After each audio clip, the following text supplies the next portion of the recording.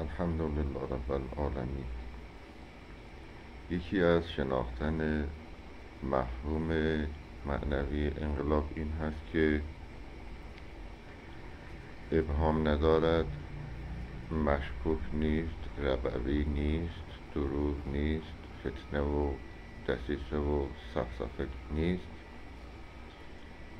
یک منطق آشکار و مشخص و معین و رسمی در همه جهات است. آنچه که در مرحله ظهور عدالت اسلام در این 3 سال و 4 سال گذشت، مشخص شد که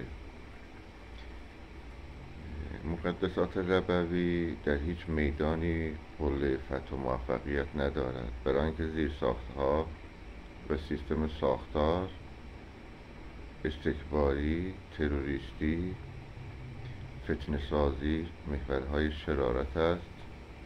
از این جهت تعارض پیدا می کند با برجام، تعارض پیدا می کند با تمام برنامه هایی که در شعارهای سال گفته می شود، گفته شده است و امسال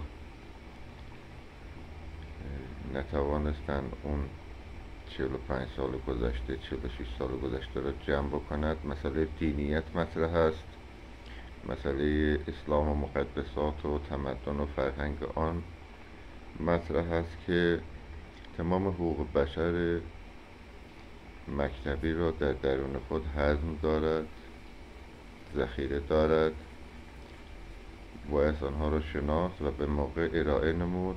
برای هدایتگری هم از دین باید اطاعت نمود، هم دین را باید تقویت کرد و از اون انحصار ایدئولوژی افکار شخصی و خانوادگی باید پرهیز کرد.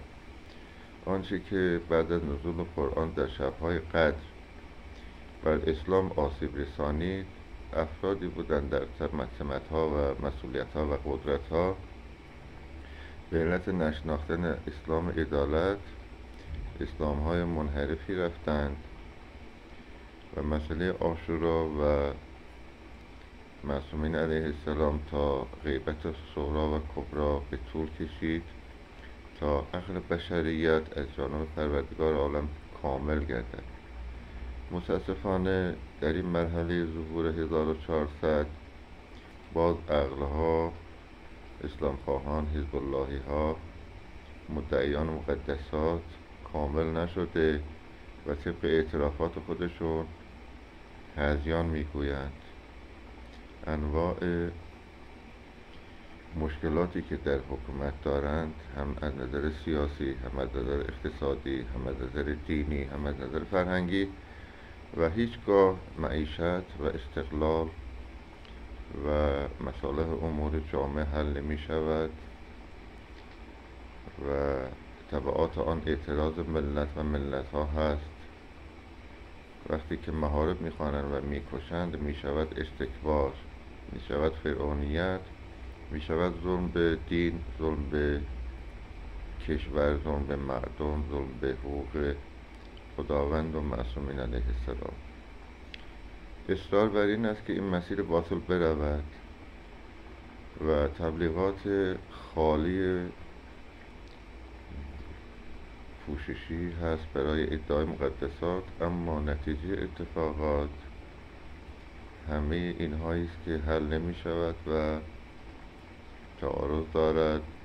بنابراین مفهوم انقلاب اسلامی در ولایت فقیه ربوی ممکن نیست و هر چقدر بماند فاسدتر و بدتر خواهد شد.